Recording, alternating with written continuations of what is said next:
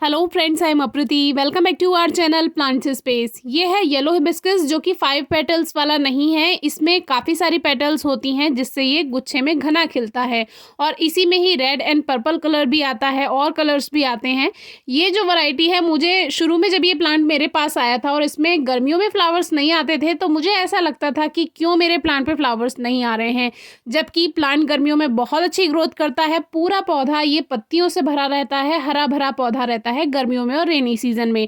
Rainy season में तो इसकी ग्रोथ इतनी अच्छी होती है कि देखकर कोई कह ही नहीं सकता कि इसमें इस समय फ्लावर्स नहीं आएंगे। तो जब ये मेरे पास शुरू शुरू में आया था तो मुझे लगा था कि इसमें फ्लावर्स क्यों नहीं आ रहे हैं, शायद कोई कमी रह गई हो। क्योंकि जब हम ये प्लांट नर्सरी से लेकर आए थे तो मैंने आपसे वीडियो शेयर की थी, उसमें इसकी जो रूट थी वो बहुत मोटी थी, जो मेन रूट थी वो बहुत मोटी थी और बड़ी थी। तो जब हमने इसको 12 इंच के गमले में शिफ्ट किया था तो थोड़ी सी परेशानी आई थी, उसको थोड़ा सा कट भी करना पड़ा था। तो मुझे ऐसा लगा कि हो सकता है कि इसमें फर्टिलाइज़र नहीं मिल पा रहा हो इसको सही से, इसलिए फ्लावरिंग नहीं हो रही। और देखिए, छोटी सी एक शूट है, उसमें भी इसमें कली बन जाती है। इस प्लांट की एक खासियत है। तो तब इसमें जब फ्लावर्स नहीं आए तो फिर मैंने इसमें सोचा कि क्यों नहीं आ रहे हैं फ्लावर्स। कोई भी नया प्लांट है, नई वैरायटी है, आपको उसको 1 साल रखने के बाद ही उसका सब कुछ पता चलता है, कैसी इसकी केयर है, कैसे इसमें फ्लावरिंग होगी। जो कोई अलग अगर पौधा है, अगर नॉर्मल प्लांट है तो उसको तो आपको नेट पर काफ़ी सारी वीडियोस मिल जाएंगी, आपको वैसे भी समझ आ जाएगा। लेकिन नई वैरायटी को आपको 1 साल रखना होगा, जिसमें आपको गर्मी, सर्दी और बारिश का मौसम तीनों जब उस पर गुजर जाएंगे तब आपको उसके बारे में असलियत पता चलेगी।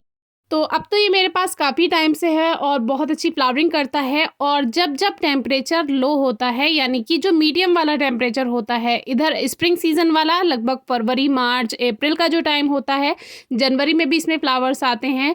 और इधर लगभग जब टेम्परेचर लो होना शुरू हो जाता है, अक्टूबर, नवंबर, दिसंबर से इसकी फ्लावरिंग शुरू हो जाती है। तो एक तरह से ये बहुत ज़्यादा गर्मियों में और रेनी सीजन में फ्लावर्स नहीं देता है। बाकी जो मीडियम टेम्परेचर रहता है, बहुत ज़्यादा हीट नहीं होती जिस मौसम में, उस मौसम में ये बहुत अच्छी फ्लावरिंग करता है। लेकिन इसमें एक जो माइनस पॉइंट ये है कि जब इसका फ्लावरिंग का टाइम आता है तब इसकी पत्तियां झड़ जाती हैं। क्योंकि अभी आप देख रहे हैं इस पर बहुत कम पत्तियां हैं, क्योंकि सर्दियों में इसकी पत्तियां झड़ जाएंगी। बाकी रेनी सीजन में, गर्मी के मौसम में पत्तियां भरी रहेंगी लेकिन फूल नहीं आएंगे। और जब फूल आएंगे तो इसकी पत्तियां थोड़ी कम हो जाती हैं। अगर ये ज़मीन में लगा हो तो इसकी पत्तियां और भी ज़्यादा हो सकती हैं, लेकिन जब ये पॉट में होता है तो सर्दियों में इसकी पत्तियां झड़ जाती हैं और ये नेचुरल और नॉर्मल बात है। तो इस बात को लेकर आपको परेशान नहीं होना है।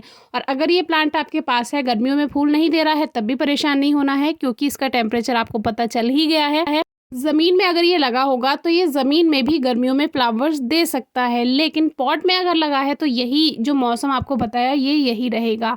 इस प्लांट को कटिंग से भी ग्रो किया जा सकता है। अभी तक मैंने इसकी कोई कटिंग ग्रो नहीं की है, क्योंकि हर कटिंग पे इस पे जो है कली बन जाती है, तो मन नहीं करता है इसकी कटिंग लेने का बिल्कुल, क्योंकि इतने सारे फूल, इतनी सारी कलियाँ रहती हैं, तो बिल्कुल मन नहीं करा कि मैं इसे कभी इसकी एक ब्रांच भी कट करूँ। लेकिन अगर करती हूँ ग्रो तो आपसे ज़रूर शेयर करूँगी। और आपने देखा ही कितनी छोटी सी शूट पे उस पे कली बन रही थी। तो इस प्लांट की यही खासियत है, जितनी ज़्यादा ब्रांच उतनी ही ज़्यादा इस पे कलियां बनती हैं। इस प्लांट को ज़्यादा से ज़्यादा फुल डे सनलाइट में रख सकते हैं। कम से कम 4 घंटे की सीधी धूप प्लांट को ज़रूर मिलनी चाहिए, तभी अच्छी ग्रोथ होगी और ज़्यादा फूल आएंगे।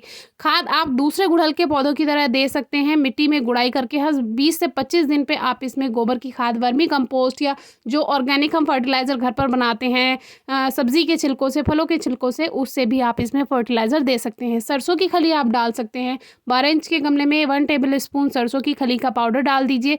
ये ग्रो बैग में है तो आप थोड़ा ज़्यादा भी इसमें सरसों की खली यूज़ कर सकते हैं, लिक्विड फॉर्म में भी यूज़ कर सकते हैं।